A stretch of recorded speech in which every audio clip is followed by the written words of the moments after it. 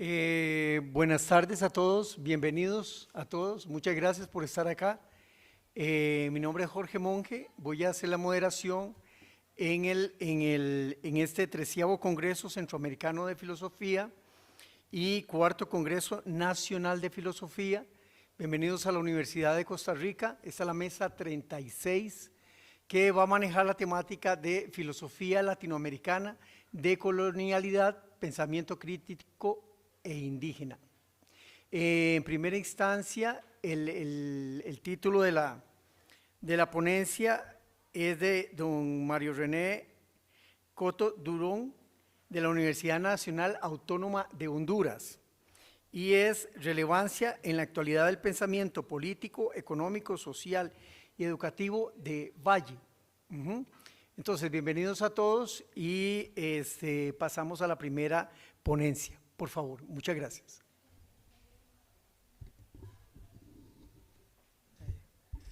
Bueno, sí, gracias. Muchas gracias. Bueno, buenas tardes a todas y a todos. El equipo nuestro está constituido por 4 personas, docentes de la Universidad Nacional Autónoma de Honduras, y hoy vamos a trabajar con la vigencia del pensamiento de don José Cecilio del Valle. Los datos biográficos de don José Cecilio de Díaz del Valle. Él nació en el sur de nuestro querido país, Honduras, en el departamento de Choluteca en 1777, y en ese entonces Choluteca formaba parte de lo que era el Reino de Guatemala y del Imperio Español, y murió en marzo de 1834 camino a Guatemala, donde se encuentra sepultado. Él iba precisamente a tomar posesión de la presidencia de la República Federal de Centroamérica, desafortunadamente murió en el camino. Él inició sus estudios en el Real y Pontificio Seminario Tridentino de la ciudad de Guatemala, donde estudió filosofía, latín, derecho civil y económico, idiomas, historia, geografía, matemáticas, mineralogía y religión. Luego se destacó como una figura educativa respetada en la Universidad de San Carlos de Guatemala, desarrolló sus ideas liberales y se involucró en la política como líder en el movimiento independentista de Centroamérica. Luego vamos a, permítanme,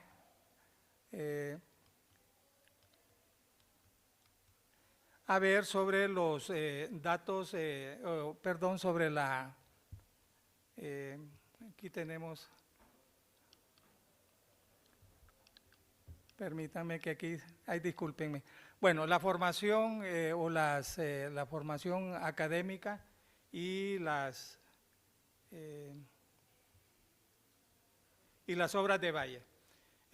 Valle redactó el Acta de Independencia en 1821, ¿verdad? Porque estaba considerado como la persona más ilustrada e iluminada del momento.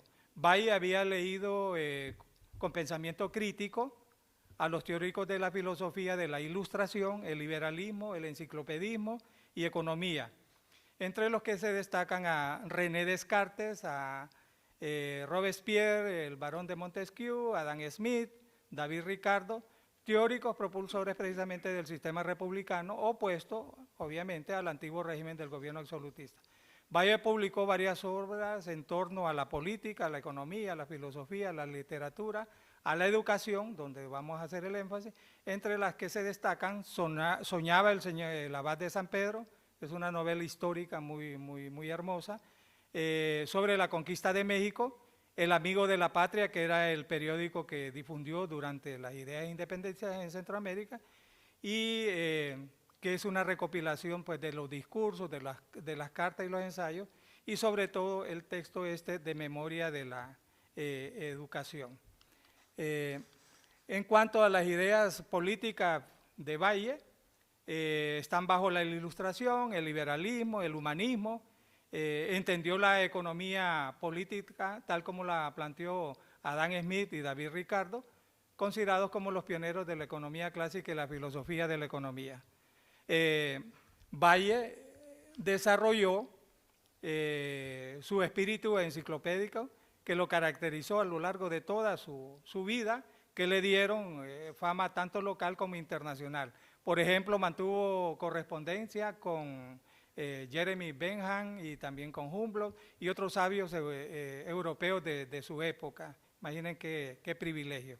Su principal objetivo era combatir la superstición, la ignorancia y el fanatismo religioso y la tiranía mediante las luces del conocimiento y la razón. Difundió las ideas del progreso, el conocimiento científico, político y social de las ideas liberales y humanistas de la Ilustración. Sus valores fueron la razón, la libertad, el pensamiento crítico, la libertad y la felicidad buscada en la tierra y no en el cielo. Valle no fue un conservador, ¿verdad? Ni reaccionario, sino que era un pensador progresista que bajo el frondoso árbol de la Ilustración concebía cambios en forma gradual y evolutiva. Estas son una frase que nos dejó nuestro querido compañero Matías Funes en su libro Valle y su tiempo y el nuestro. Bueno, ¿cuáles fueron los principales cargos desempeñados por Valle? Pues en 1805 fue nombrado diputado de la Comisión Gobernativa de la Consolidación, censor de la Gaceta de Guatemala, fiscal de los juzgados reales, cuerpos de artillería e ingeniería. En el 808, asesor de los cuerpos reales. En el 809, electo diputado de la Junta Directiva de la provincia. En 1812, catedrático de Economía y preparó el plan y programa de estudios de esa carrera. En 1813, asesor de rentas de tabaco, luego en el 17, fiscal de estados, en el 21 redactó el Acta de Independencia de Centroamérica con respecto a España y fue miembro de la Junta Provisional Consultiva.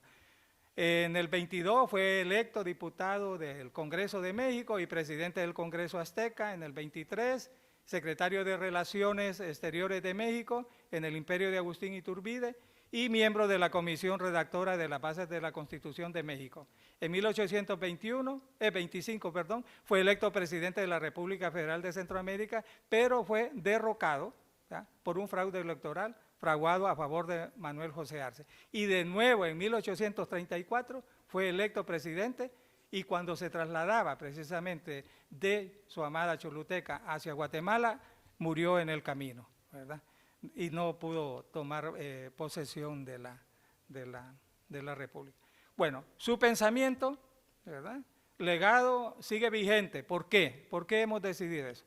Primero, ahora dentro del contexto de la globalización neoliberal, se vive una revolución que, como se ha dicho aquí, científico-tecnológica sin precedentes, pero siempre acompañado de lo que es la inequidad, la pobreza y la crisis climática. Sus ideas sobre la educación, la economía, la jurisprudencia, ¿verdad?, y la justicia social continúan siendo un faro de luz. Su amor por las ciencias, otra razón, su amor por las ciencias, el investigador incansable, su poderosa inteligencia lo condujo a cristalizar la enseñanza, pensamiento y conciencia por los tiempos. Y también fue un pensador filosófico, escritor y periodista, economista, sociólogo.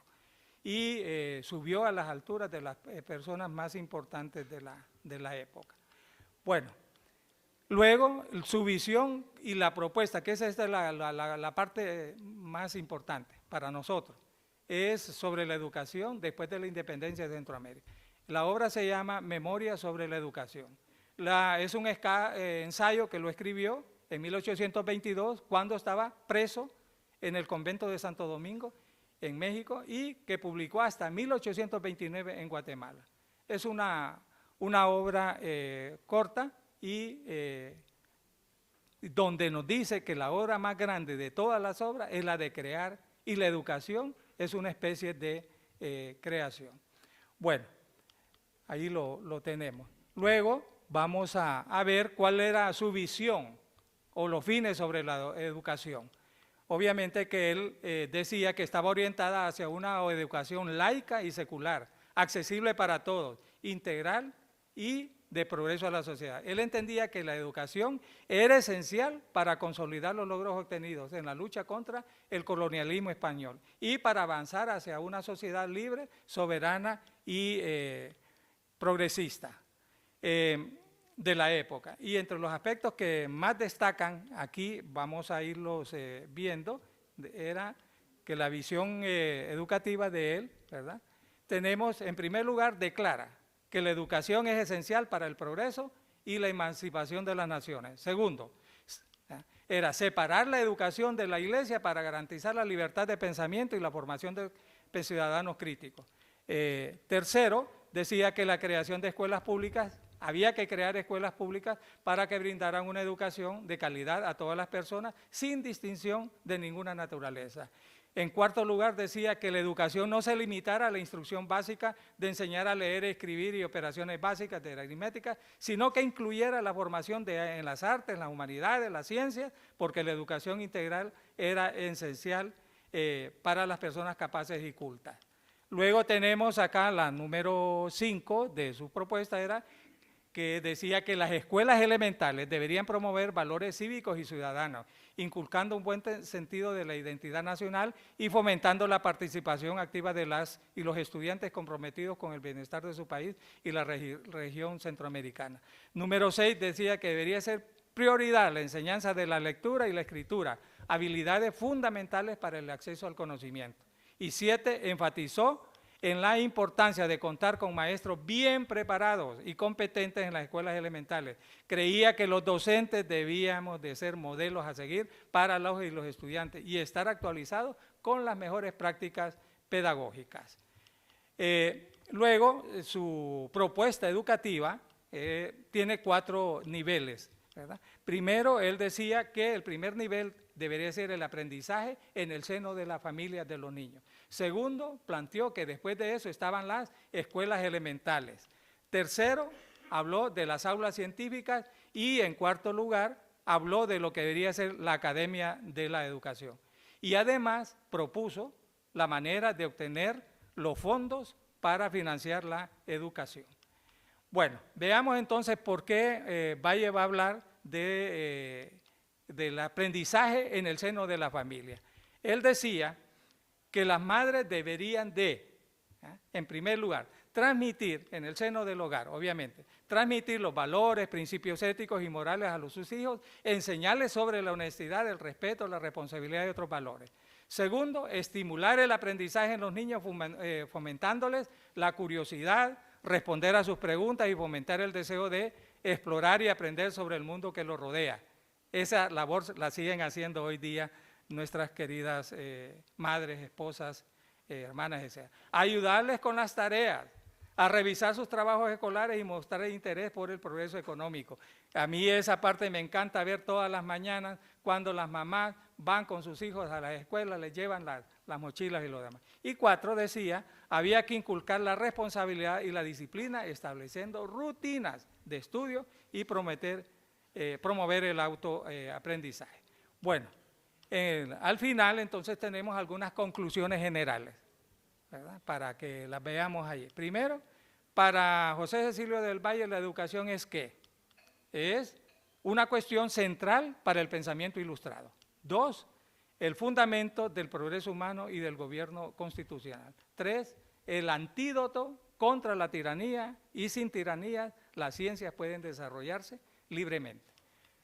4, tendríamos ahí, sinónimo de creación porque no nos hace civilizados y es el mejor remedio contra la condición de salvajes.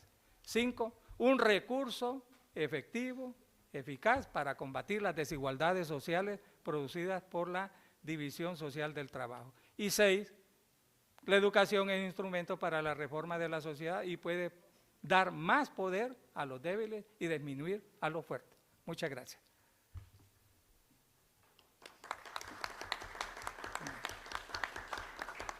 Ahora, la segunda parte de nuestra investigación, entonces, la presentación le va a corresponder a mi colega Kensi Motiño. Por acá.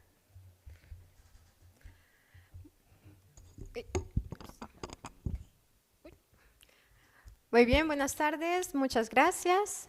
A mí me corresponde la presentación del pensamiento económico. Les agradezco a los presentes por estar acá. Primero voy a decir de dónde parte la influencia del autor. El autor recibe una influencia porque se está haciendo una modificación de la currícula en la Universidad de San Carlos en Guatemala. Parte de esta modificación viene por el autor Goicoechea, que es originario de Cartago, de Costa Rica, y él tiene una influencia bastante fuerte en la modificación de los programas y una inclinación de los programas a la enseñanza de ciencia y economía. Y precisamente lo que voy a mostrar el día de hoy es una parte de lo que sería una cátedra que formalmente estuvo presentando Valle, y voy a intentar compartir un pequeño abstract. Muy bien, la primera pregunta formal que se presenta es: ¿por qué hay pobres y por qué hay ricos? Y esta pregunta va a ser el centro de la investigación económica de Valle. Primero, la riqueza es producto del trabajo intelectual y la naturaleza. La naturaleza produce en unos países con más vegetales, animales y minerales que en otros. Es en unos más fecunda que en otros. Los da perfectos a estos e imperfectos a aquellos. Origina de este modo la pobreza en unos y la riqueza en otros. Forma la superficie del globo elevada en unos puntos, abatida en otro. Produce la diversidad de climas, cálidos, fríos, templados, húmedos y secos. Cierro cita. Los hombres son distintos, con cualidades y capacidades de adaptación a la naturaleza diferentes, generando respuestas económicas variadas en el entorno. Para disminuir la brecha entre los individuos, debe crearse una instrucción que potencie sus capacidades en conjunto con la naturaleza. La civilización es el origen de la riqueza y el poder. La civilización es la causa que divide a los pueblos de América en tres clases. Los civilizados tienen la posibilidad de contemplar el entorno, resolver problemas y crear riqueza. En cambio, los indios no participaban del sistema ilustrado. Y cito: el indio no trabaja en las ciudades en medio de los placeres o comodidades que ofrecen las poblaciones grandes. Trabaja en el campo, sufriendo, en lugares cálidos, los rayos bochornosos de la primavera y estío, o en países fríos, los hielos penetrantes del invierno. Cierro cita. El sector agrícola genera pobreza porque recibe menor beneficio económico y los que se dedican al trabajo de la tierra. Los que no tienen tierras tienen menos riqueza. Y aquí planteo dos preguntas que considero esenciales. Recuerden que estamos intentando contestar por qué hay pobres y por qué hay ricos. Preguntas muy básicas. Primera pregunta, ¿por qué sigue siendo relevante el trabajo de Valle? Y segunda, porque espero que eventualmente el trabajo de Valle económico pierda relevancia. Comienzo con la primera. La relevancia se debe a que hace una descripción del sistema económico. Describe que la riqueza que se generaba en los pueblos centroamericanos no se invertía en los mismos pueblos centroamericanos. ¿Por qué? Porque los peninsulares y los españoles decidían ir a España y comprar en España artículos de lujo. Dirigían su capital a la compra de sedas y otros productos que no eran originarios de la región. En la región, la economía se centralizaba o se especializaba en la producción agrícola, y la producción agrícola era la que menos riqueza generaba. Segundo, la pregunta de Valle es: ¿y cómo podemos disminuir esta distancia entre los pobres y los ricos? Tenemos que aceptar que las personas nacen en condiciones de vida distintas. Van a haber personas que tienen una circunstancia donde la seguridad, donde la justicia, donde los derechos humanos son casi nulos. ¿Qué hacemos con las personas que nacen en una situación desventurada y otros que han nacido en una cuna con una mejor circunstancia? Lo único que se puede hacer para disminuir la brecha entre pobres y ricos es un sistema educativo. Solamente por la educación las personas pueden pasar de un sistema menos privilegiado y llegar a tener los lujos, los beneficios y la buena vida que puede llegar a generar la riqueza. Este es el planteamiento esencial de Valle. Y aquí viene el cierre de mi ponencia. ¿Por qué? Espero que esta discusión deje de ser relevante. Espero que deje de ser relevante porque estamos hablando de la pobreza, porque es un mal que está afectando nuestros estados, es un mal que afecta a poblaciones en las distintas regiones. Espero que pierda relevancia porque me gustaría que en el futuro podamos hablar de la buena calidad de vida, de la riqueza, de la buena situación en la que viven nuestros compatriotas y que ese sea el tema de las discusiones en cuanto al entorno económico. Muchas gracias a los presentes. Muchísimas gracias por la intervención a los profesores. Pasamos ahora a ver la segunda ponencia, que es la teoría crítica en Eduardo Gruner, del profesor Andrés Molina Araya de la Universidad de Costa Rica y de nuestro país. Bueno, muy buenas. ¿Se escucha, no?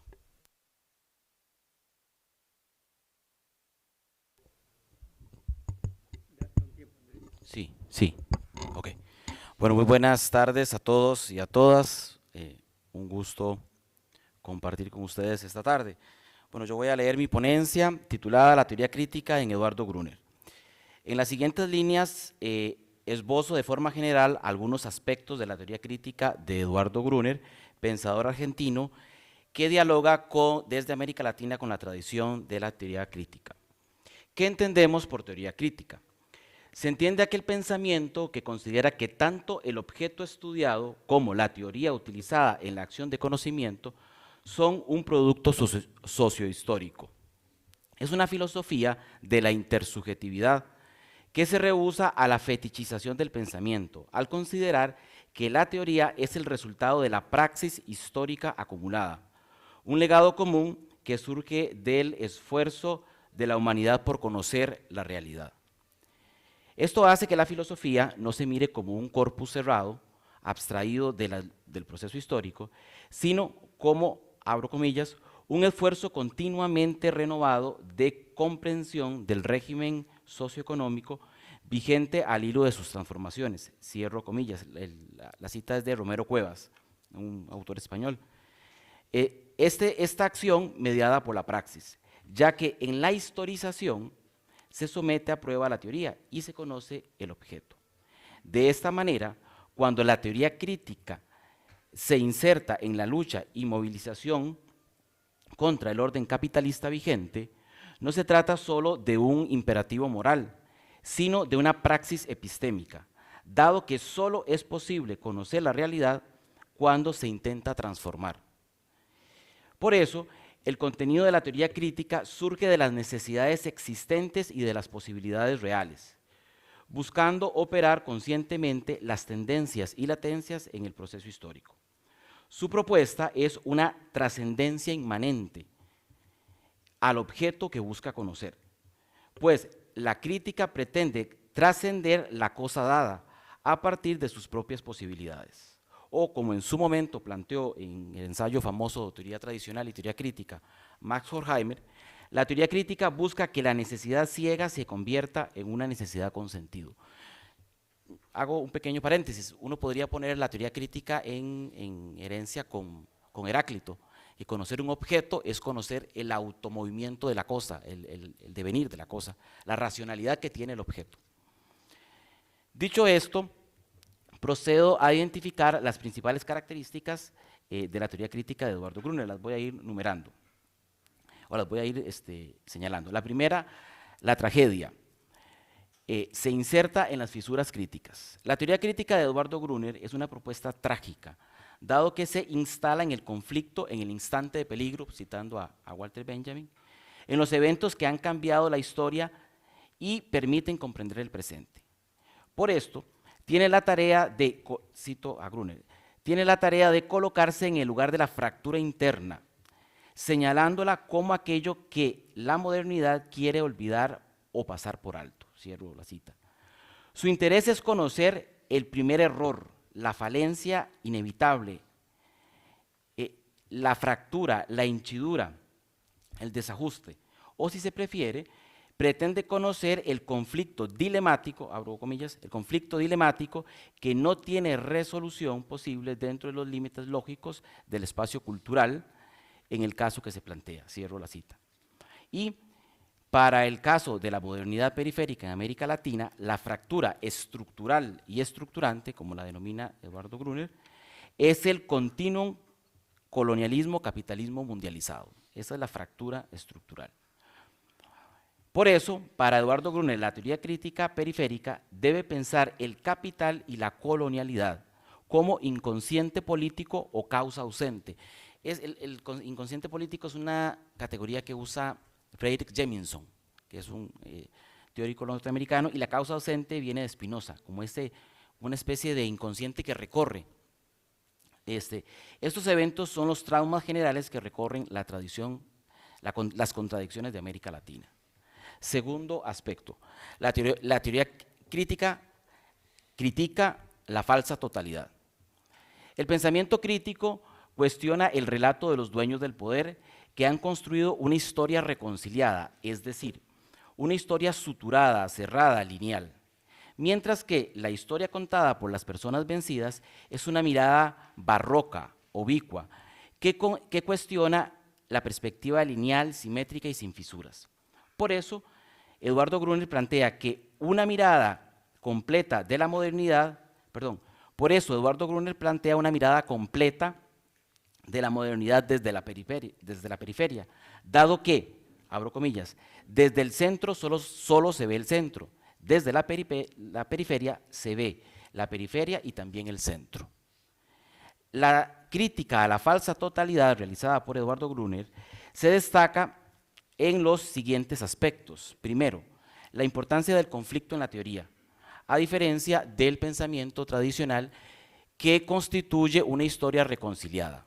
Segundo, señala que la teoría siempre está situada, aun cuando no se reconoce, pues la falsa totalidad es una teoría del vencedor, mientras que el conflicto importa a los vencidos y olvidados de la historia. Y tercero, el pensamiento crítico no desdeña la teoría del vencedor o la teoría tradicional, sino que la completa con el conflicto olvidado. La teoría tradicional, la relación teoría tradicional, teoría crítica, no es mutuamente excluyente, sino dialécticamente imbricada. La teoría tradicional es incorporada en la teoría crítica. Esto es otra idea que está también en el texto de Horkheimer, ¿verdad? No es que se desdeña la teoría tradicional, sino que se asume críticamente, dialécticamente. Tercero, la teoría crítica como historia de las personas vencidas. El pensamiento crítico retrotrae las causas justas olvidadas y vencidas, entendiendo que el estado actual de las cosas es el resultado de un conflicto que dejó tras de sí perdedores y ganadores. Por eso se trata de un pensamiento que restituye el conflicto, dando cuenta del evento que produjo el presente. Eduardo Gruner, tomando del psicoanálisis lacaniano, usa la categoría forclusión para referirse a los vencidos de la historia, indicando que en América Latina son borradas las épicas colectivas, los procesos de reivindicación, los eventos de lucha y las propuestas alternativas. El ejemplo señero para Eduardo Gruner es lo que él denomina la forclusión de la Revolución de Haití, siendo así que el pensamiento hegemónico se esfuerza por eliminar o, en su defecto, resignificar la cadena de significantes de los eventos históricos de emancipación colectiva, es decir, barre sobre la historia o oculta las luchas.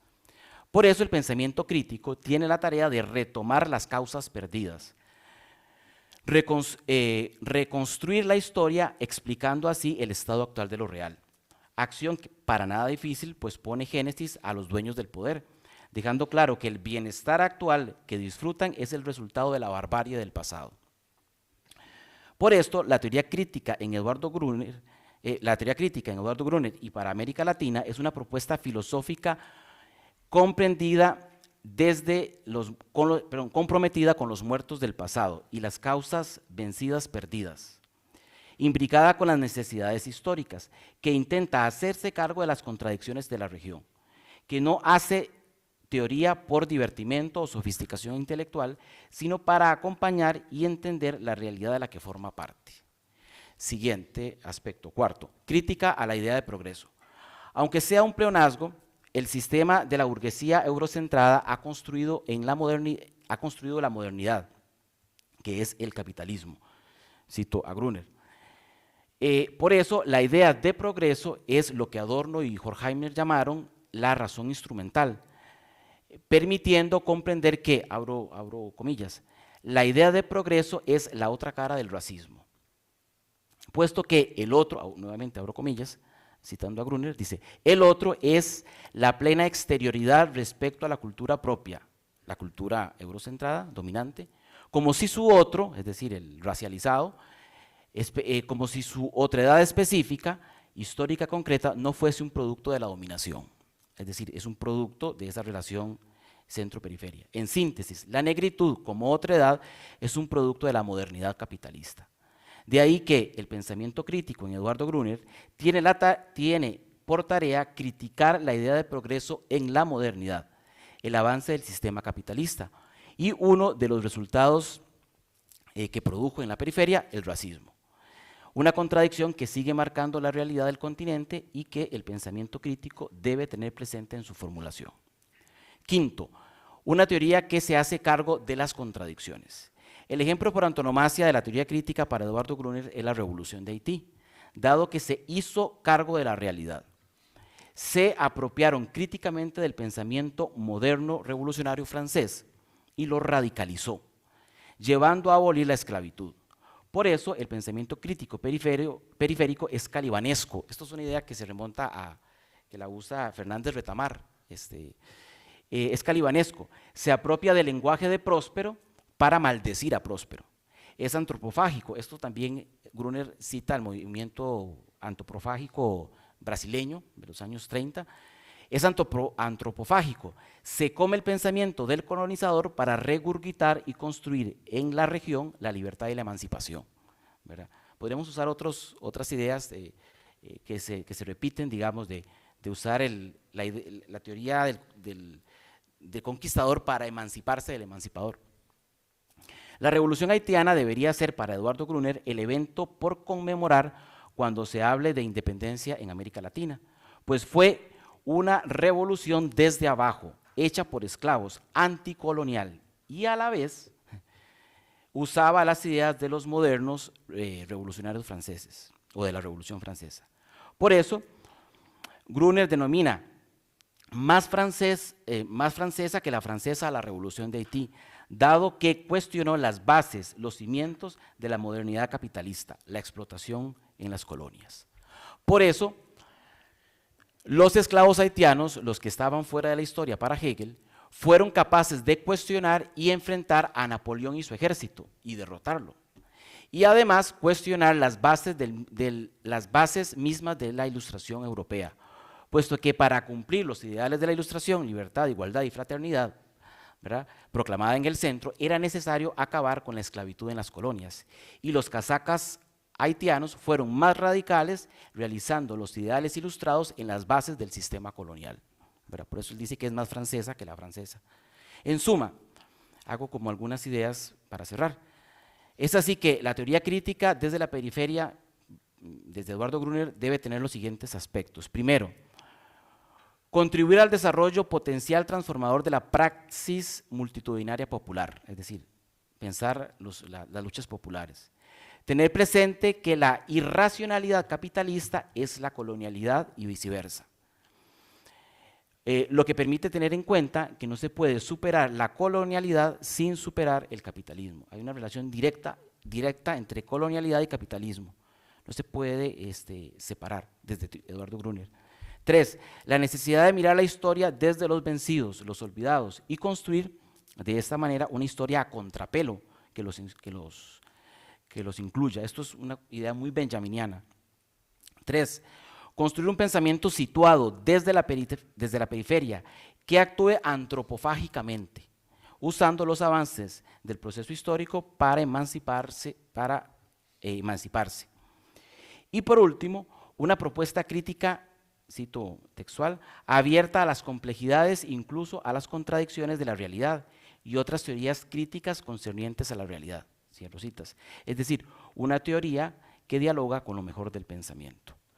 Muchas gracias.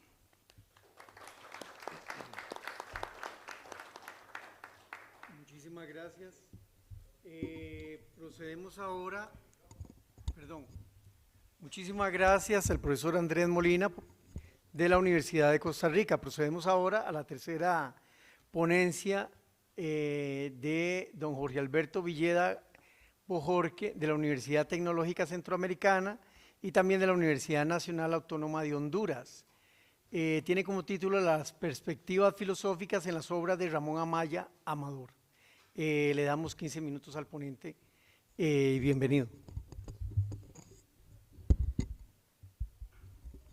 Buenas tardes a todos, a todas. Un gusto poder estar aquí con ustedes y tratar estos temas que son muy importantes para el desarrollo de la región. Primero quiero establecer un marco histórico de la situación en que escribe Ramón Amaya Amador. Ramón Amaya Amador es un escritor hondureño que se desarrolla a mediados del siglo XX.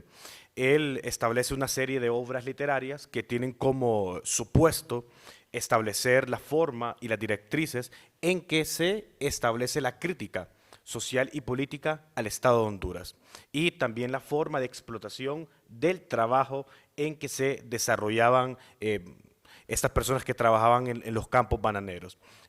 Durante esta época hay que entender que Honduras vivía bajo una dictadura militar y está pues constantemente bajo un régimen de opresión.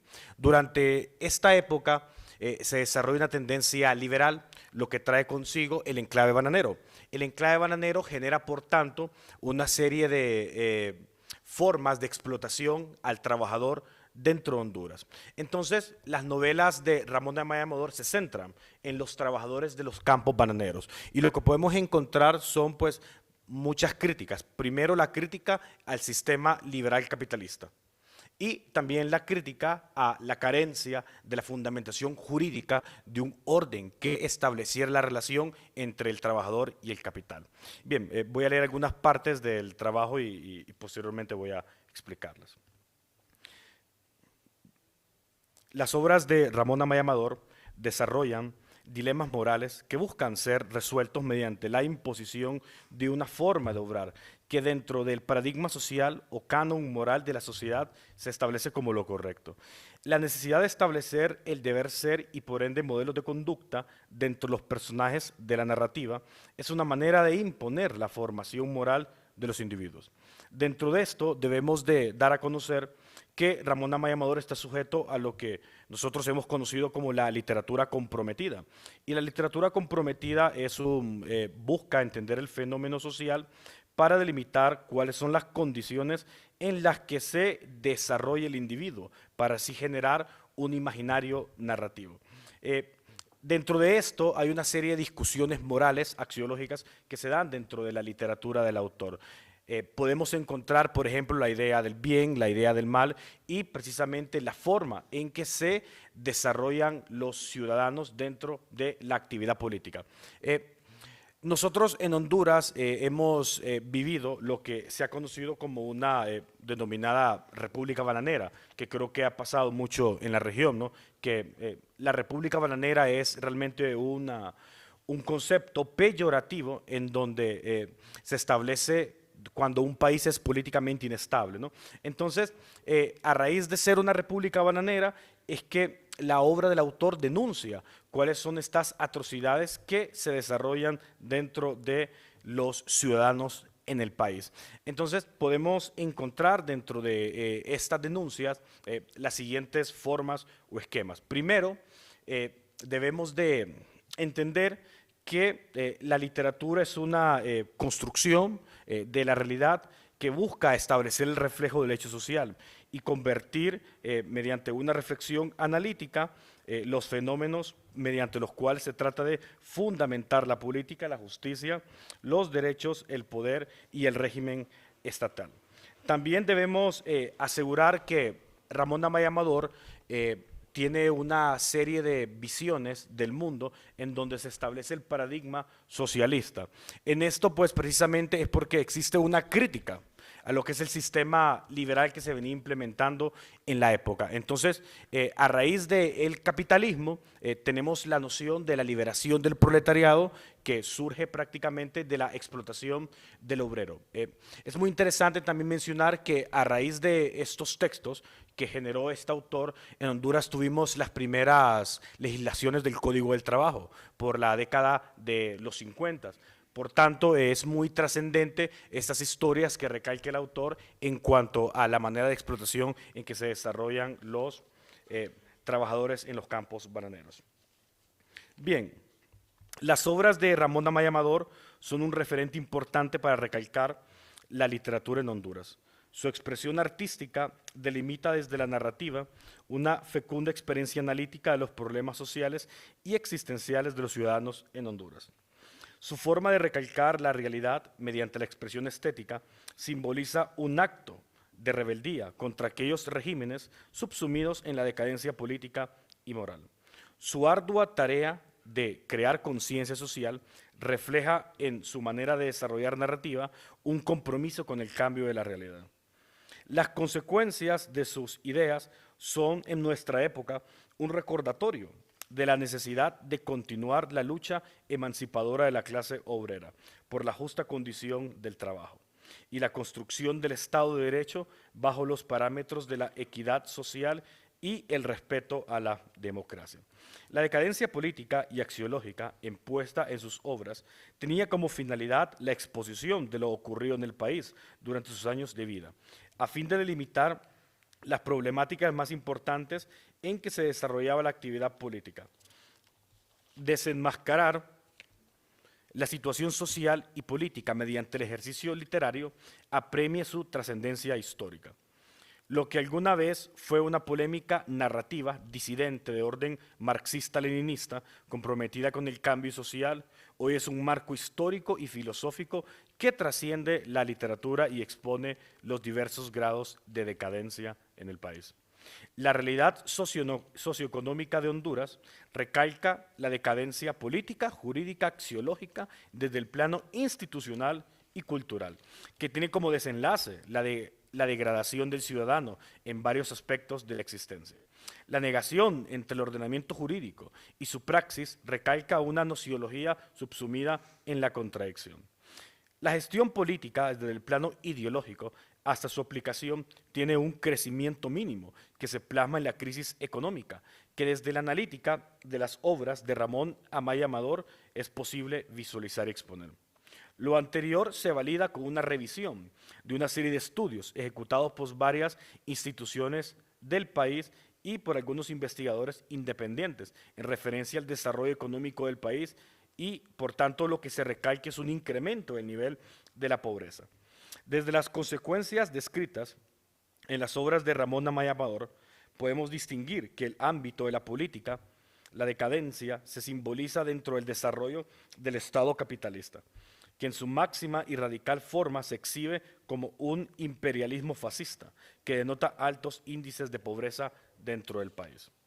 En lo económico, la perpetuación del modelo capitalista expuesto por la fórmula neoliberal, que en su desarrollo expansivo a mediados del siglo XIX, descrito por Ramón Amaya Amador en sus obras literarias, hoy pregona un modelo mercantilista, basado en la operatividad pragmática del régimen del mercado por sobre el individuo, haciendo así un sistema deshumanizante que garantiza la continuación de la explotación del trabajador.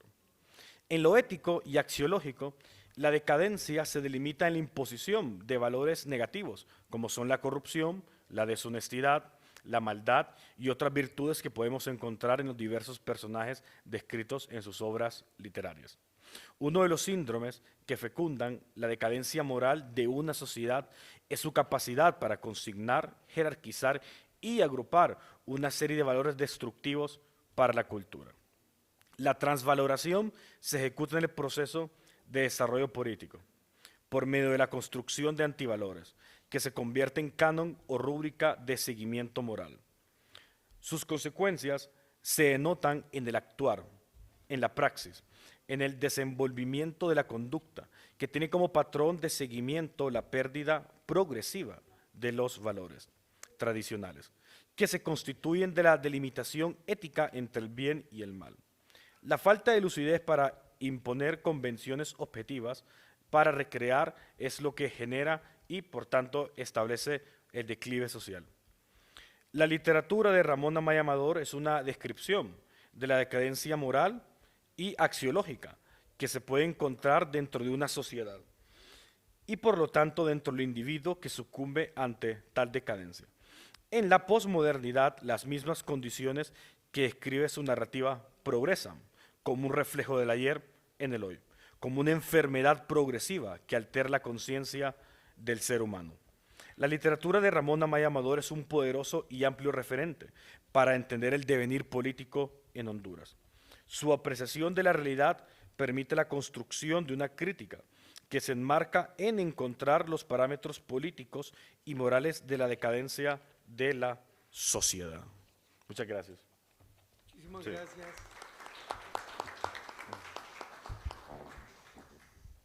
Muchas gracias, muy interesante las ponencias. ¿Me pasas el micrófono? Muchas gracias a los profesores ponentes por las ponencias. Vamos con la última para cerrar esta mesa.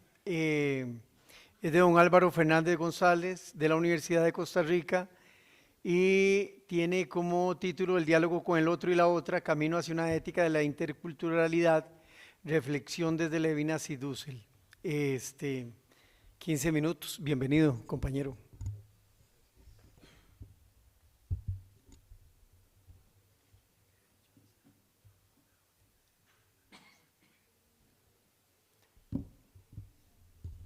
Buenas tardes, muchas gracias por participar en esta mesa. Nuestra ponencia es de dos autores, mi persona y Esteban Beltrán Ulate. Soy profesor jubilado de la Universidad de Costa Rica y Esteban Beltrán es profesor de filosofía del Ministerio de Educación Pública. Él es levinasiano y yo soy más dusseliano, entonces hicimos un pequeño diálogo entre nosotros. Tanto Emmanuel Levinas, bueno, el título de la ponencia es El diálogo con el otro y la otra, camino a una ética de la interculturalidad, reflexión desde Levinas y Dussel. Tanto Emmanuel Levinas como Enrique Dussel desarrollan a lo largo de su obra el concepto del diálogo con el otro y la otra, como camino a una ética de la interculturalidad, presente de manera difuminada en múltiples textos que abarcan diferentes épocas de su desarrollo intelectual.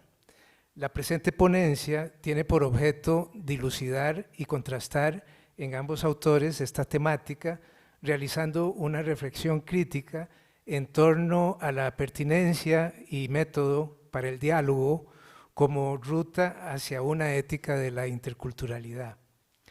La guerra acaece en el mundo de los hombres y mujeres como una pregunta que interroga por la validez de la moral, la muerte de Dios, como sentencia que derrumba a martillazos el cielo de los principios que rigen el comportamiento de las sociedades, y la nueva moral que emerge de ellas en su diversidad se construye en medio de una difícil diferencia. La caída de la Torre de Babel como símbolo de la imposibilidad humana por un lenguaje, una religión y una ética global lleva a la humanidad a constituir desde lo particular formas de organizar la justicia y a su vez diferentes cánones de comportamiento. No obstante, la modernidad ha traído consigo como condición inherente no solamente el colonialismo, el patriarcado y el capitalismo, sino también una forma de superposición de lo moral en el mundo. El norte global, por conducto del capitalismo entendido como una forma de vida, cultura global que afecta no solo el mercado, sino las relaciones humanas en múltiples dimensiones, incluyendo la relación con el ambiente, con la madre tierra, coloca a la humanidad en un terreno pantanoso, donde lo moral está dominado por la moral hegemónica. Es en este contexto donde las epistemologías eurocéntricas lucen insuficientes para problematizar y más aún para ofrecer nuevos derroteros que permitan un tránsito hacia un nuevo orden. Es así, en medio de la vorágine, que se plantea la necesidad de construir una reflexión desde la periferia de la filosofía, desde la filosofía de la liberación. Esto es un homenaje también para el maestro Enrique Dussel, que murió hace pocos días. El otro, la otra y la hospitalidad en Levinas. El otro y la otra vienen al yo y no es a la inversa. El otro y la otra no son una reducción que nace en el yo, sino más bien una verdad que se manifiesta e irrumpe en el mundo de la vida del yo. El otro y la otra no son formas diferentes de decir yo, sino más bien una presencia que se hace palabra y que invoca un aquí estoy. El otro y la otra no son el resultado de una extinción de los canales sensitivos del yo, que en medio de una reducción del mundo procura en la desnudez del pensamiento develar la verdad. Lejos del cartesiano intento del yo por ir a la verdad, es el otro y la otra que se muestran, fenómeno que adviene ante la presencia del yo como verdad primera, pero esta verdad primera es siempre una convocatoria ética. El otro y la otra se presentan desnudos, clamando por una respuesta, por una responsabilidad.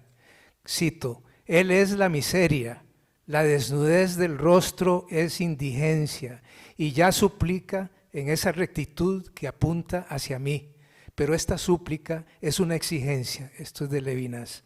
El otro y la otra, por tanto, no son una metáfora, sino que son carne viva, historia que se narra, dolor que se habita.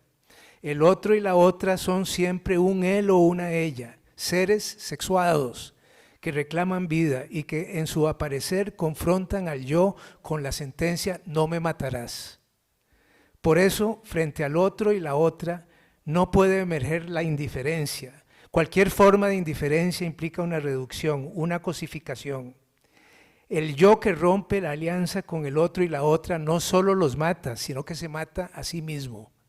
Pues si bien el yo no es el otro ni es la otra, en el otro y la otra se manifiesta la verdad de la infinitud que atraviesa la condición del ser.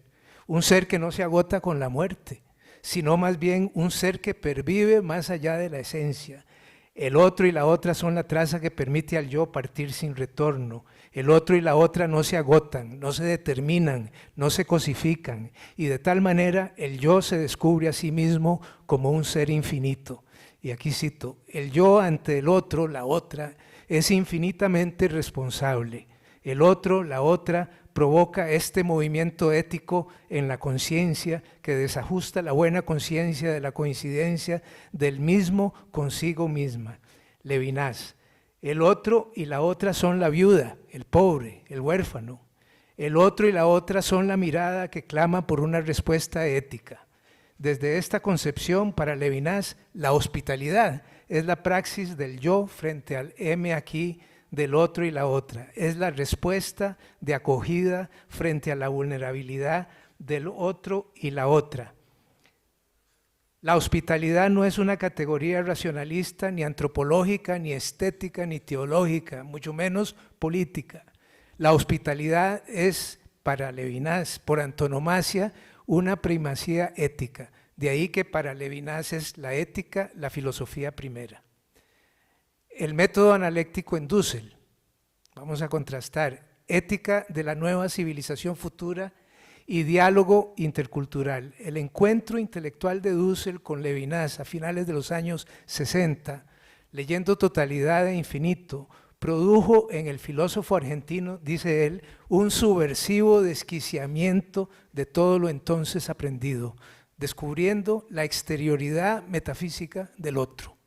Sin embargo, una conversación personal posterior con el lituano francés a comienzos del año 1971 le hizo ver también la radical ruptura que ya en ese momento se había producido entre ambos, desde el momento en que Levinas le confesó, dice Dussel, que nunca había pensado que el otro pudiera ser un indio, un africano o un asiático. Más grave aún, Dussel señala su alejamiento metafísico de Levinas ante la visión patriarcal de la mujer en el lituano francés, lo cual lo lleva a plantear incorrectamente la educación del hijo, que es, según Paulo Freire, dice Dussel, la liberación del oprimido. Sin liberación del hijo, agrega Dussel, queda igualmente sin plantearse la cuestión del hermano y por lo tanto el problema político. Vengo a buscarte, hermano, dice Jorge de Bravo.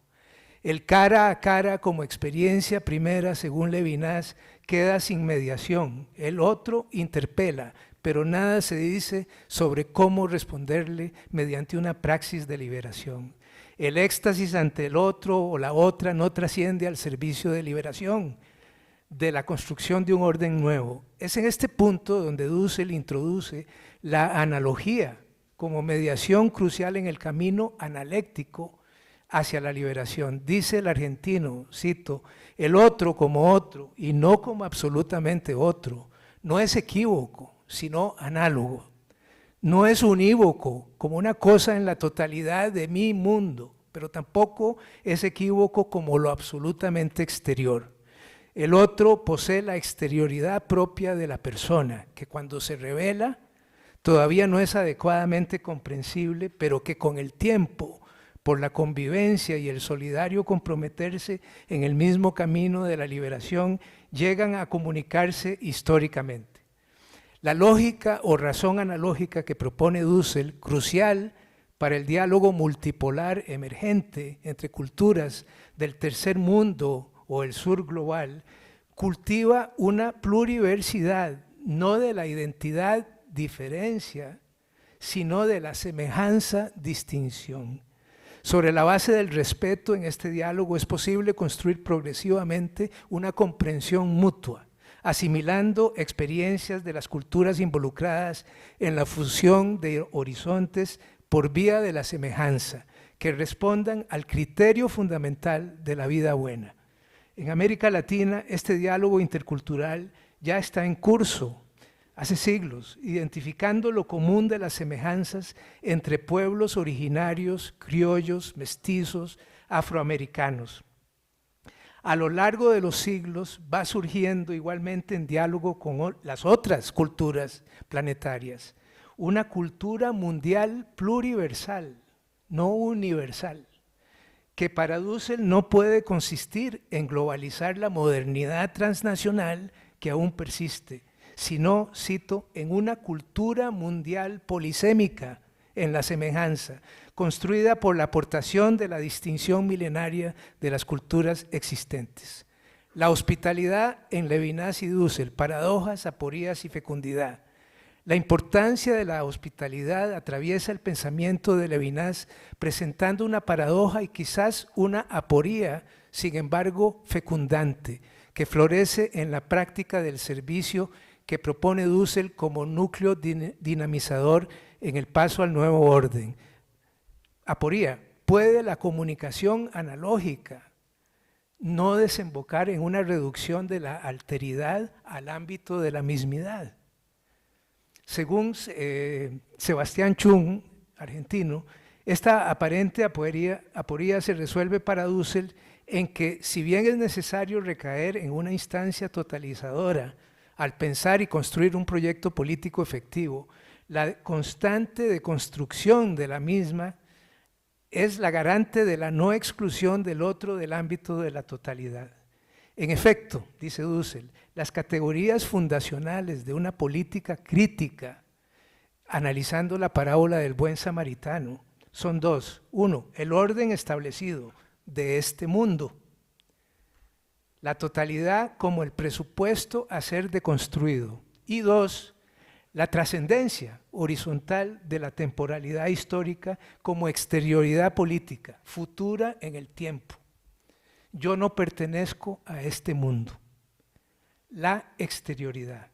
La ley estructura el orden establecido, este orden o mundo, y es necesaria, pero cuando la ley mata, es necesario no cumplirla, porque el espíritu de la ley es la vida. La ley da vida cuando el orden es justo, cuando reprime la posibilidad de lo nuevo, la ley mata. Por ello, lo que se construye desde el desafío de las víctimas, que interpelan desde la exterioridad, desde el proyecto de un nuevo orden que no es de este mundo, está más allá de la ley que mata. Hay en esta concepción dusseliana de la política de la liberación una extensión y profundización de la hospitalidad levinasiana, más allá de Derrida, que lo desarrolló, que establece el salto analéctico de la mera amistad fraterna, en este mundo somos amigos, o erótica, somos amantes, y trasciende a la solidaridad de la misericordia entrañable del buen samaritano. El buen samaritano no desvió su camino, fue al herido y lo ayudó, lo vendó, lo curó. Siente compasión y cura sus heridas. Es el amor ágape como responsabilidad por el otro, víctima del sistema. Ante la exterioridad absoluta del otro y la otra, que Levinas transita como un deseo imposible de lo infinito, Dussel responde con la visceralidad entrañable del amor compasivo que cuida y restaura al otro y la otra. Concluyo, el curso presente del siglo XXI pone de manifiesto una profundización de la crisis antropológica despuntada desde el siglo XX, profundizando sus síntomas e irradiándose a todo el planeta, nuestra casa común. En este escenario, la construcción y práctica de una ética intercultural inspirada en los aportes de Levinas y Dussel crea condiciones para establecer analécticamente la comunidad de lo semejante entre lo distinto, por el camino visceral del diálogo al servicio de la liberación para y con los otros y otras excluidos de la totalidad vigente.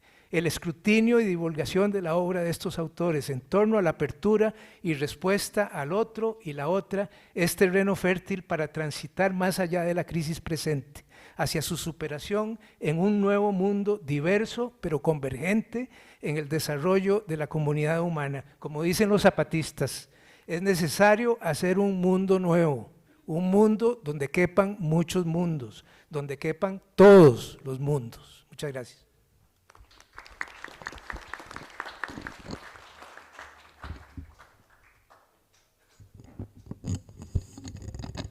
Bueno, muchísimas gracias a los ponentes de esta mesa. Como hemos podido corroborar, la importancia siempre de la filosofía, ¿verdad? En el ámbito social, político, económico, etcétera. Hemos examinado un poco la política de José Cecilio del Valle, el pensamiento crítico de Gruner, la literatura en relación con la sociedad de Ramón Amaya y finalmente un análisis profundo de la otredad.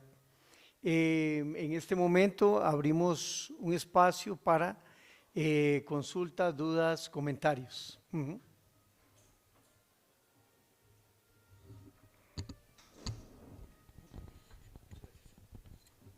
Buenas, sí, tal vez una pregunta con respecto a la obra de Amador Amaya. Tal vez con esta propuesta de la actualidad que puede haber tenido o puede tener, etcétera, tal vez sí puedes hacer o establecer alguna relación en el sentido de lo que era esta visión comunista de estos partidos comunistas tradicionales de la década de los 30 aquí en Centroamérica, qué tan relevante, digamos, para el siglo XXI, considerando que hubo una ruptura muy importante en el siglo XX, en el socialismo de estos partidos tradicionales de los 30, como ejemplo lo que fue los partidos o las visiones revolucionarias de los 60, 70. Por ejemplo, el caso de El Salvador me parece el más paradigmático. O sea, lo que el Partido Comunista era, el movimiento guerrillero salvadoreño, no, más bien la confrontación de esa visión emerge el movimiento guerrillero. Entonces, bueno, ¿qué tan actual podríamos ver a un pensador como Amador Amaya, que es de la tradición de los partidos comunistas tradicionales centroamericanos, considerando ya ese recorrido de rupturas en el pensamiento de la izquierda centroamericana? Bien, yo considero que lo que aquí guarda mucha trascendencia es precisamente que la forma en que la literatura de Ramón Amaya Amador establece siempre una visión de liberación del proletariado y de, digamos, emancipar las condiciones laborales de los trabajadores es prácticamente una de las consecuencias importantes que tiene esta visión. Pero realmente en el caso concreto de Honduras, ya no se toma actualmente esta visión marxista radical revolucionaria que Ramón de Amaya Amador ejemplificaba en sus obras, que la mayoría siempre terminan con una incitación hacia una revolución, hacia una lucha armada, ¿no? Sino que ahora lo que creo yo que se ha considerado, más que todo, es la construcción de un sistema que tenga equidad y justicia social dentro del esquema del denominado socialismo democrático. En Honduras, durante este periodo de gobierno, ha habido una transición de lo que era un régimen de derecha, ahora a un gobierno supuesto socialista democrático. Entonces, muchas de estas ideas de reivindicación del trabajo son las que se han tomado en cuenta realmente. Pero, de hecho, desde la forma tradicional marxista-leninista no, o sea, no está presente. No solo está este ideal, digamos, de finalidad política de liberación del trabajador, pero únicamente en cuanto a la rectificación de su condición de trabajo. Y, de hecho, en Honduras, la literatura de Ramón Amaya Amador tuvo como consecuencia jurídica la creación del Código del Trabajo. Entonces, a raíz de esta crítica que él esboza sobre cómo los trabajadores están siendo explotados, hubieron una serie de protestas, de insurrecciones que tuvieron como consecuencia la legislación laboral del país. Entonces, eso podría ser como, en cuanto a Honduras, lo más relevante que tuvo es esta posición, pero realmente en cuanto a lo que le comentaba, lo ideológico, pues solo persiste ese ideal de que el trabajador sea rectificado, pero el marxismo-leninismo, pues completamente no. Ya no se toma, ningún partido lo toma en cuenta ya de forma radical. Sí. Bueno, a mí como que se hubieran puesto de acuerdo todos. Pienso que va de lo como primitivo hacia lo más elevado de la filosofía. Y me parece a mí importante todo lo que ustedes han compartido como contenidos que pudiéramos incluir dentro de la formación filosófica regional. O sea, incluir el pensamiento primitivo de José Cecilio del Valle, respecto a ese ilustrado, a ese liberalismo ilustrado, a la teoría crítica del compañero allá, Ramón Amaya, sí, Amador, que me parece interesante. Yo no lo había escuchado, pero para una malla curricular, un pensum de formación filosófica en la región hay que recuperarlo.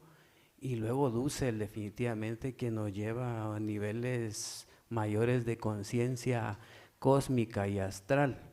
Yo tengo algunas preguntas. Por ejemplo, así, siendo honestos, les pregunto a los compañeros, a la compañera y al compañero de Honduras, desde una teoría crítica que justamente nos compartió el compañero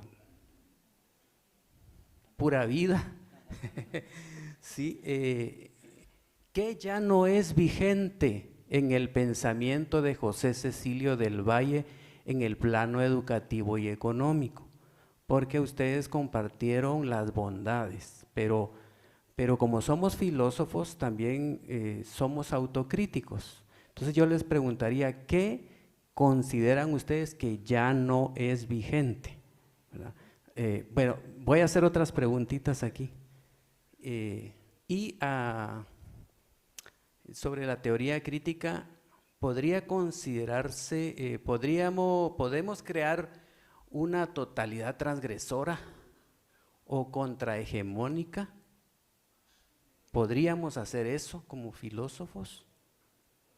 Y sobre Ramón Amaya, ¿podría considerarse a Ramón Amaya un pensador que podría ser incluido en la formación filosófica en la región centroamericana, cuáles serían sus tópicos interesantes y qué relación hay entre Amaya y Asturias, porque los dos hablan de la República Bananera. Y bueno, solamente agradecer al compañero que nos habló sobre Dussel y nos llevó a incluir también a la cosmovisión de los pueblos originarios. Entonces, yo también quisiera que nos ampliaras un poco esa relación de Dussel con la cosmovisión de los pueblos originarios, porque me gustó lo que hablaste al final de la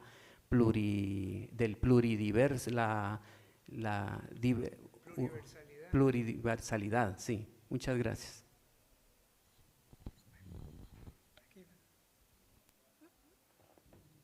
Bueno, permítame ver si. Sí.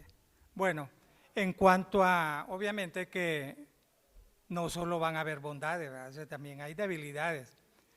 Una de las cosas que se podría cuestionar hoy a Valle sería cuando hablaba de las escuelas elementales, que ponía que esa era responsabilidad exclusiva de las madres de familia. Ajá, ¿y qué pasa con nosotros? Es decir, como una posición eminentemente machista. Desafortunadamente, eso continúa vigente. Fíjense que en nuestro país, en las escuelas, se llaman sociedades de padres de familia, padres, ¿va? Si lo vemos desde el punto de vista de género. ¿Y qué ocurre? Quienes dirigen todas las actividades de la escuela son las mamás. Y en eso yo creo que es una responsabilidad compartida. Sería muy irresponsable el padre de familia que no contribuya o que todo se lo deje, como dicen, a la mujer. Ay, mira vos cómo haces para ese tipo de situaciones. Otra cosa que se podría señalar así concretamente es que se hablaba pues de que debería enseñarse en español. ¿Y qué pasaba con los pueblos étnicos? Es decir, las lenguas. Nosotros incluso, les voy a decir, se cometió en nuestro país, sobre todo en el Mar Caribe, en los departamentos del Mar Caribe, ocupados por los garífunas, que se les prohíbe a los niños que hablaran en garífuna, que eso es su lengua. Y así se perdieron, bueno, eso se cambió obviamente, pero así se perdieron lenguas como lo de los lencas, de los maya chortí, de los tahuacas. Afortunadamente ahora solo se conserva lo que es la lengua garífuna y la misquita, en ese aspecto que debería de verlo. Y luego, en cuanto a algunas cosas de la academia, claro, en aquel momento, porque él hablaba también del nivel de la academia, no las pudo afinar correctamente, porque él no habla de tecnología, para ver algunas de las cuestiones. Pero fíjense que había otra cosa que él la propuso, desafortunadamente no se llevó a la práctica, y que yo considero que es importante, es que a los estudiantes había que desarrollar con ellos actividades de aprendizaje que les marcaran la vida, y sobre todo que marcaran el asunto de la democracia. ¿En qué sentido? Que ellos pudieran en sus escuelas o sus centros elementales elegir sus propias autoridades, los jueces, y que establecieran las faltas y ¿cómo se llama? La forma cómo se podían castigar entre ellos mismos. Pero ese tipo de democracia a mí me parece que todavía no estaba bien definido. Claro, en la época que él vivía, pasar de lo que era el imperio español, donde había que obedecerle al rey porque le había dicho a nuestra población que había sido ungido por Dios para que dirigiera, a otro sistema, ya esto era un avance. Pero hay muchas cosas que afinar, ¿verdad? Fíjense que, por ejemplo, para cerrar ahí con eso, no sé si voy a satisfacerlo, él decía que el docente no deberíamos de estar por encima de los muchachos ni de las muchachas, que no fuéramos gruñones, ¿verdad? Que los miráramos a un nivel de igualdad, que no fuéramos prepotentes, que no fuéramos iluminados, que fuéramos amigos de los muchachos, que jugáramos con los niños, que les despertáramos la curiosidad, ese tipo de cosas. Y algunos dirán, bueno, ¿cómo voy a poner yo el estudiante por encima de mí? ¿Verdad? No sé si satisfago sus... Muy bien.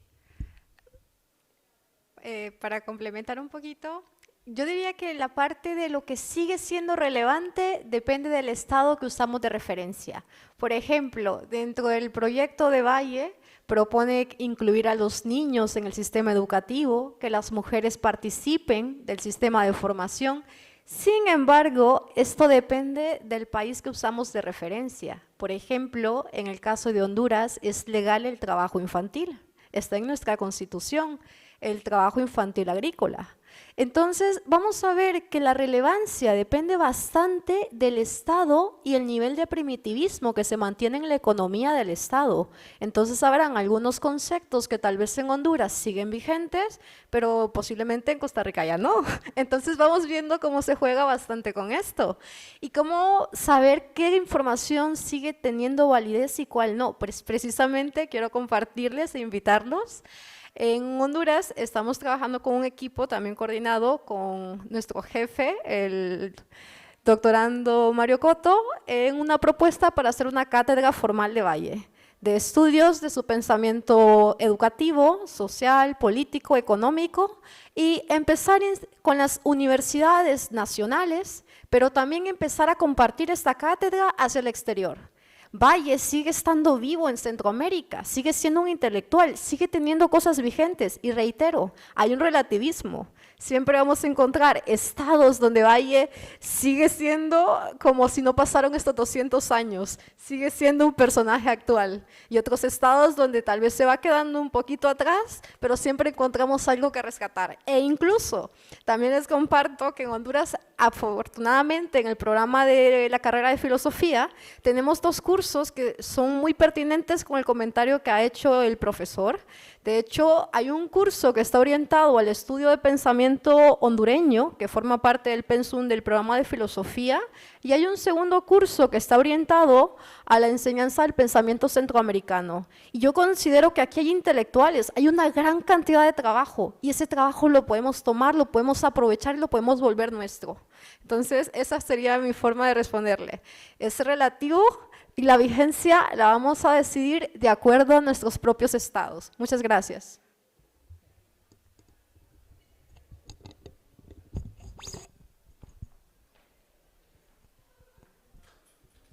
Bueno, yo agradecerle la pregunta porque me parece que está bien sugerente. Yo diría, le respondo en doble vía. Eduardo Gruner tiene una propuesta que a mí me gusta mucho que dice que no hay épica si no hay tragedia.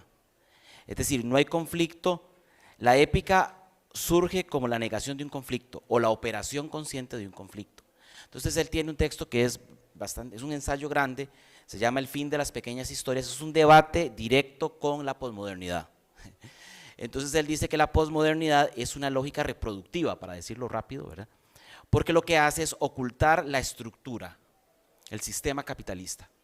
Entonces él dice que la tragedia de la posmodernidad es la imposibilidad de la tragedia.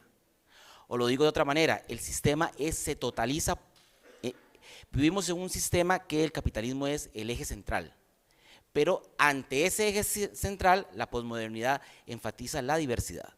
Entonces escamotea la unidad con la diversidad y deja el sistema de forma tal cual, ¿verdad? Eso es una idea que puede estar, digamos, no solo en Gruner, está por ejemplo en ¿cómo se llama? En David Harvey, ¿verdad?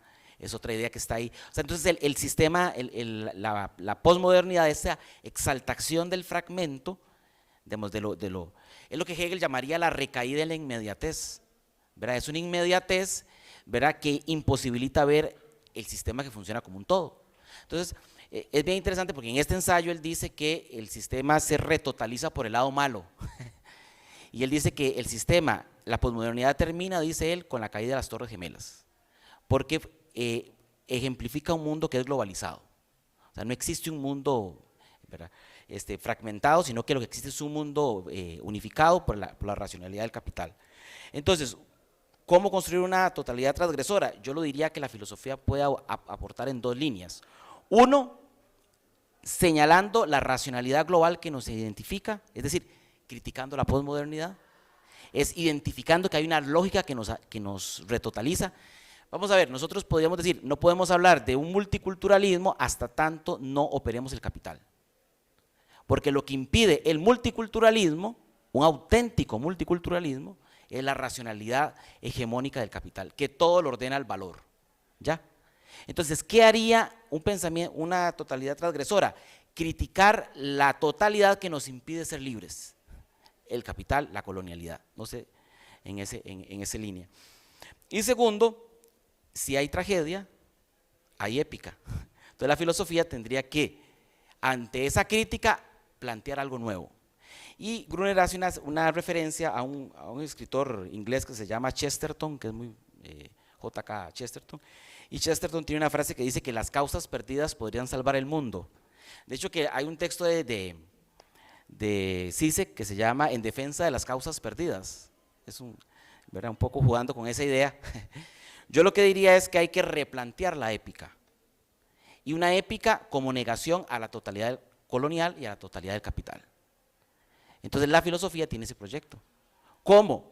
Bueno, yo podría decir que habría que retomar la centralidad del valor trabajo. Hay que retomar la racionalidad, digamos, identificar cómo opera el capital, ¿verdad? Porque en nuestra América Latina, digamos, nosotros vemos, pero América Latina, los tratados de libre comercio la han unificado.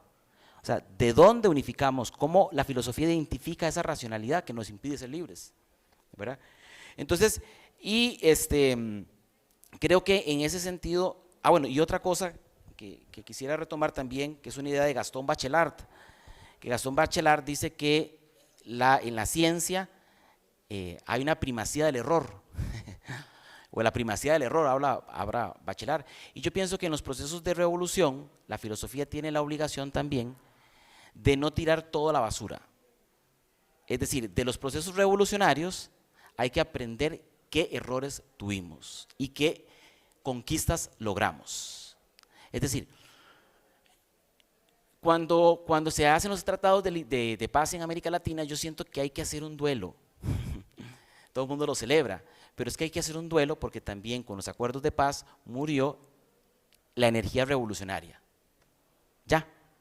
Entonces, quien festeja los acuerdos de paz, festeja también que las masas se contuvieron por la sangre, Entonces, digamos, hay que releer, digamos, las luchas de América Central, por ejemplo, diría yo, como también un proceso, una intención que América Latina era el traspatio florecido, dice un escritor costarricense, ¿cómo se llama? Rafael Cuevas Molina, tiene un texto que se llama El traspatio florecido para referirse a la Centroamérica en los años 80, ¿verdad? Entonces creo que hay que aprender y hay que rescatar desde la filosofía esas grandes luchas, digamos, que se dieron en la región y hay que retrotraerlas, hay que recordarlas, digamos. Qué sé yo, no sé, a Roque Dalton, por ejemplo, ¿verdad? A Ignacio Yacuría, a Baró, que es un autor pero genial, Baró. Y esas propuestas, digamos, como que aprender de esos errores y también aprender de dónde nos equivocamos, ¿verdad? Y eso nos permitiría dos cosas: replantear la épica, que es tarea de la filosofía. La filosofía no hace el proyecto político, pero sí lo acompaña. Eso también es muy importante. Quien acompaña, el sujeto histórico no son los filósofos. El sujeto histórico es la clase trabajadora cuando lucha, dice Benjamin. Ese es el sujeto histórico. Pero nosotros apoyamos. Entonces, esas ideas le podría comentar.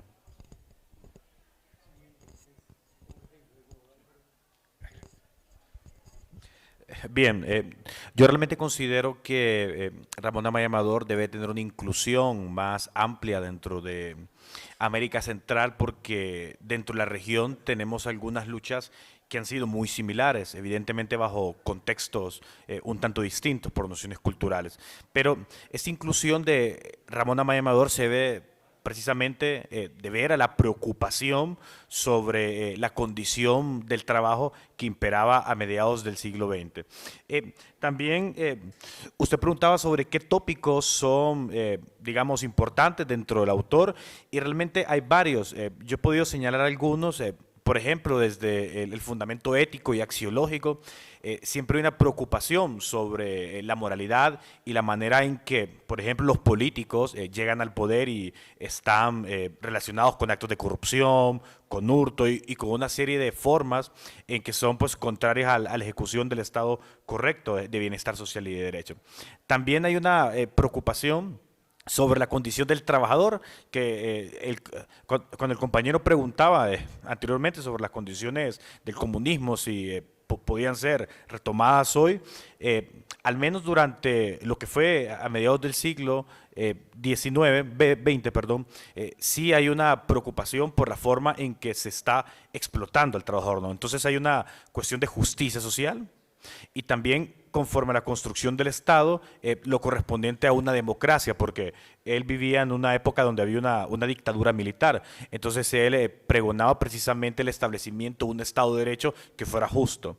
Y realmente sí hay una relación con muchos escritores de la época, este escritor guatemalteco que usted mencionaba, precisamente porque tanto Guatemala como Honduras están viviendo bajo una condición de explotación de la República Bananera. Entonces, dentro de esta percepción, la novela de este autor, que tiene una inminente carga filosófica, una noción de crítica social, es muy relacional también con lo que se venía trabajando en Guatemala, ¿no? Porque realmente también son, digamos que contemporáneos estos autores, ¿no? Entonces, creo yo que la literatura que se ha fundamentado en América Central durante algunos momentos ha tenido mucho que ver con esta denominada literatura bananera o esta preocupación social.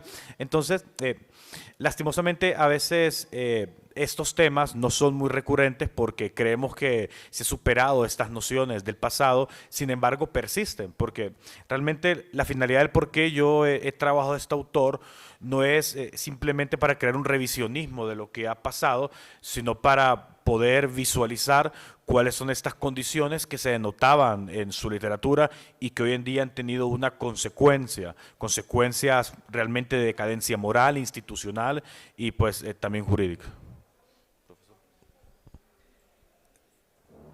Voy a ponerme de pie para que fluya el Kundalini. Eso acaba de decir Leonardo Boff en la conferencia que tenía hoy en la mañana, a las 10 de la mañana aquí en la Ciudad de la Investigación. Así que si, con permiso de ustedes, me paro un momentico porque si no lo que no se mueve se asienta. Muchas gracias a Juan Carlos por ese ramillete de observaciones y comentarios. Y también quiero agradecer a mi amigo Alberto Fonseca, historiador, dirigente sindical, compañero en Radio Nacional, por haberme hecho el honor de su presencia. A Nancy, que también le agradezco. Lo que dice Juan Carlos sobre el diálogo intercultural, también interétnico, digamos, ¿verdad? Que Dussel es un gran maestro, lo fue, lo es y seguirá siendo. Una luz, un hombre como pocos hemos tenido en América Latina, y eso que tenemos muchos, ¿verdad? Como José Cecilio del Valle y Juan Rafael Mora Porras en Costa Rica, y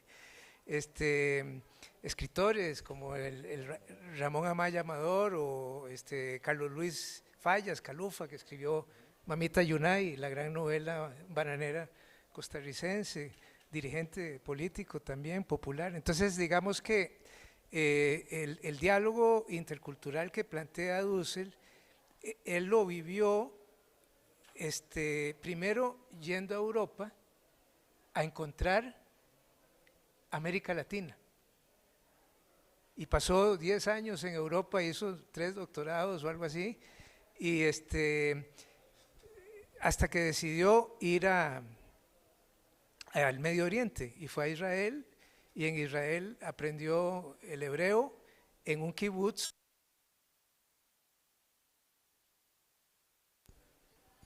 Creo que lo apagué, hablando con palestinos. Entonces,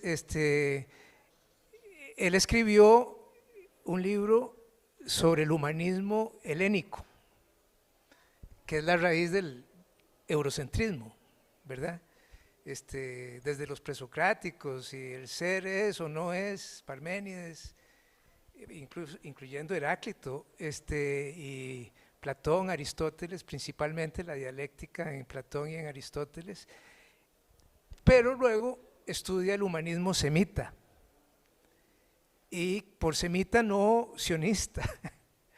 Cuidado, eso es un grave error. No es lo mismo, ¿verdad? El sionismo que los semitas. Los semitas es Babilonia, Egipto, ¿verdad? Grandes civilizaciones, y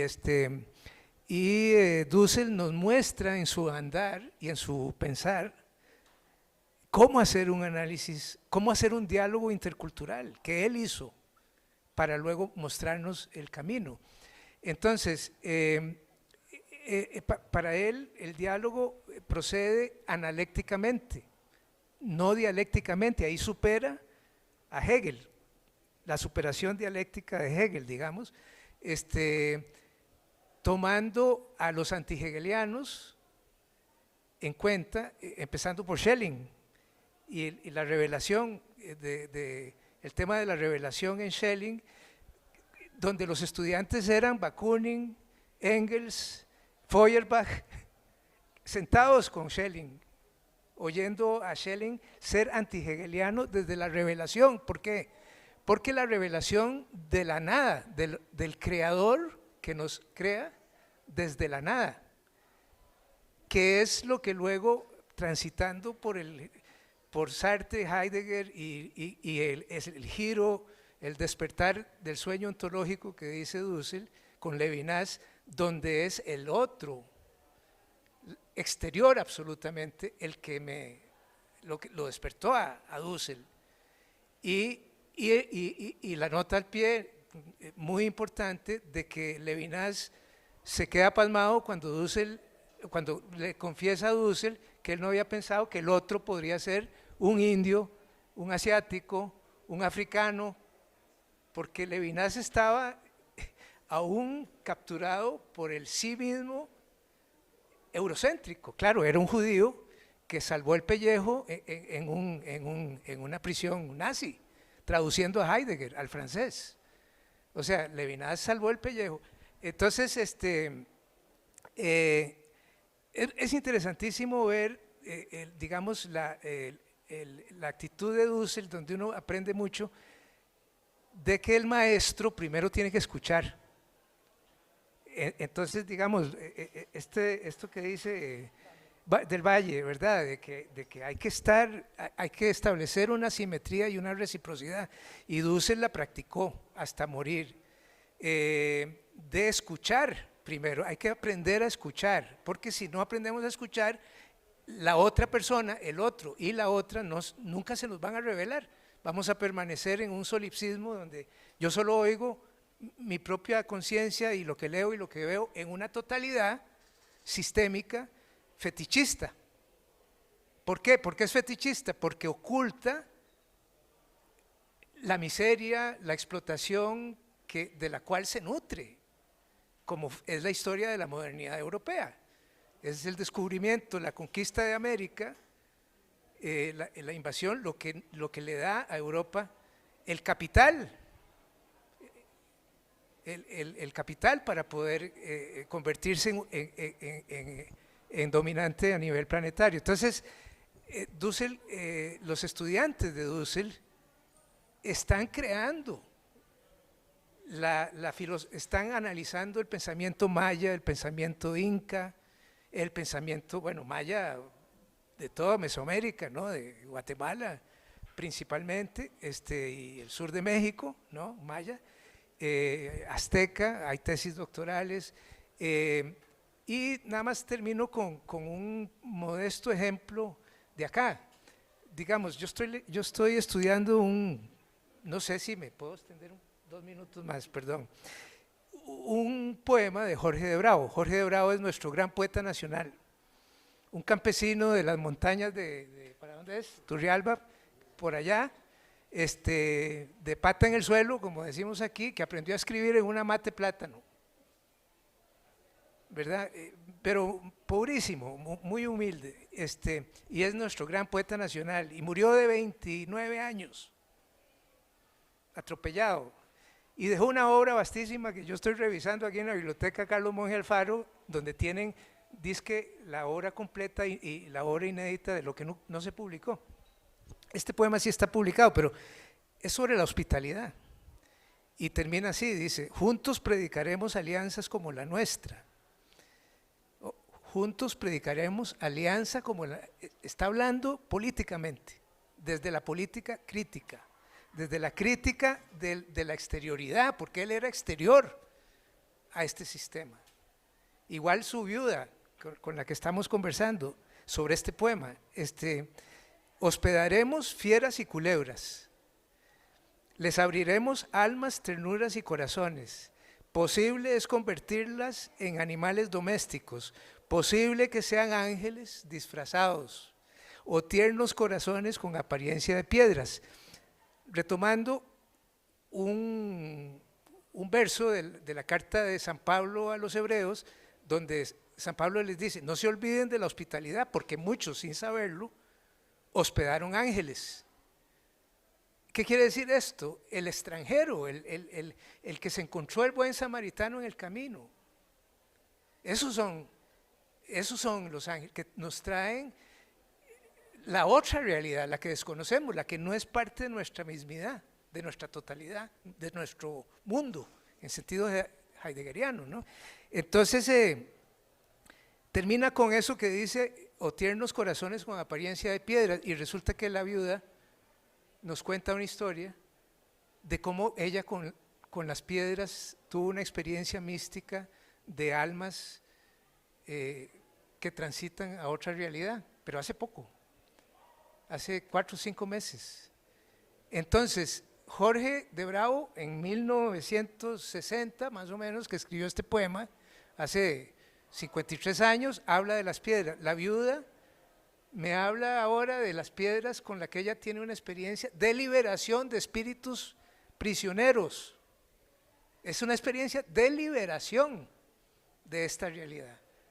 Entonces, y resulta que ella es de Guayabo de Turrialba, de Santa Rosa de Turrialba, que es digamos, donde está nuestro principal monumento de patrimonio arqueológico nacional, de las culturas, creo que eran, ¿me ayudas, Alberto? Las culturas de Turrialba no son cabécares, ahora hay cabécares y ribris, pero eran los huetares, Entonces, ella es de ahí. Toda esa cordillera de Talamanca, nuestro gran pulmón verde de Costa Rica con Panamá, habitado por esas etnias, usan las piedras para curar, para sanar, para liberar. Ella también. Entonces, ahí hay analogías. ¿Ok? Y donde estamos hablando no de univocidad, no, eso no.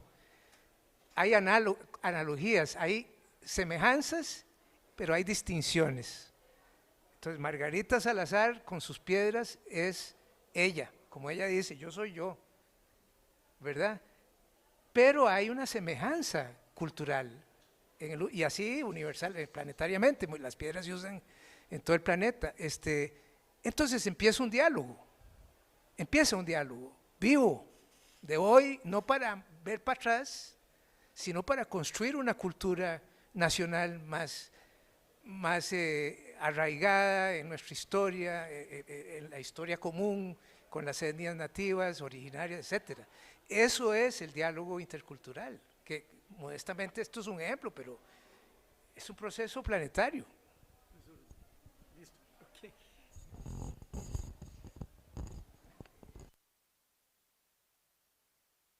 Aló. Bueno, de esta forma terminamos la mesa. La Universidad de Costa Rica les agradece la asistencia al Congreso y hemos tenido el lujo de compartir con los profesores y alimentar precisamente el Congreso. Muchísimas gracias a todos, que estén bien.